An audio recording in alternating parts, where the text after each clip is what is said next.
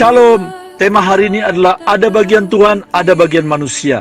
Hari-hari ini banyak orang dikuasai oleh ketakutan karena setiap hari mendengar informasi tentang ganasnya virus corona yang sudah merenggut banyak jiwa. Virus corona milik malaikat pencabut nyawa. Mari kita belajar bagaimana Tuhan melindungi bangsa Israel dari tulah ke-10 yaitu roh kematian ketika akan keluar dari Mesir menuju tanah Kanaan. Dari Keluaran pasal 12 ayat 22b dan 23, seorang pun dari kamu tidak boleh keluar pintu rumahnya sampai pagi, dan Tuhan akan menjalani Mesir untuk menulahinya.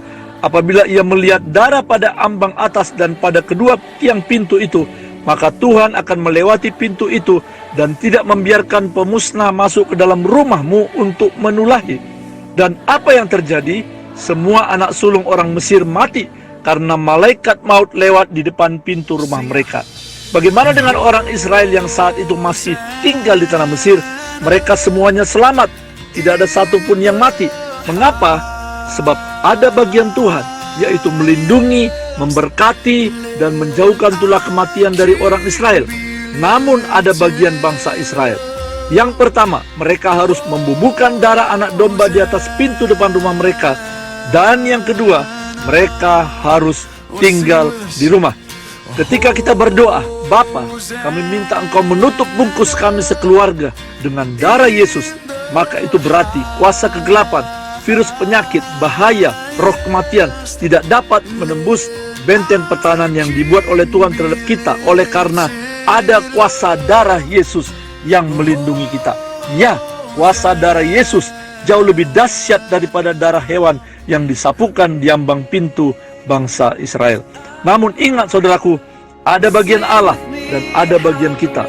Walau kita sudah berdoa dan juga beribadah, namun jika kita masih sering berkumpul di keramaian, mengabaikan social distancing, selalu bersalam-salaman dengan banyak orang, tidak menjaga kebersihan, tidak cuci tangan, tidak pakai masker dekat orang yang sakit, sering mengusap wajah dengan tangan yang kotor, itu namanya kita tidak taat dan kita mencobai Tuhan.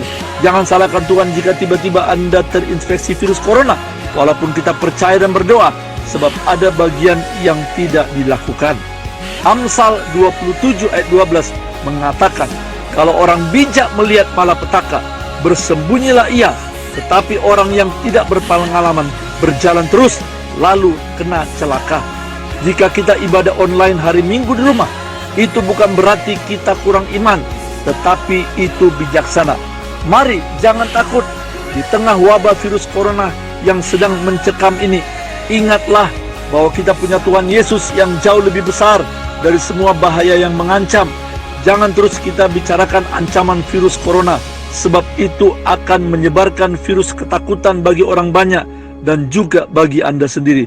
Tetapi bicarakanlah kuasa Kristus dan firman-Nya. Deklarasikanlah bahwa darah Yesus lebih berkuasa dari sakit penyakit dan roh kematian.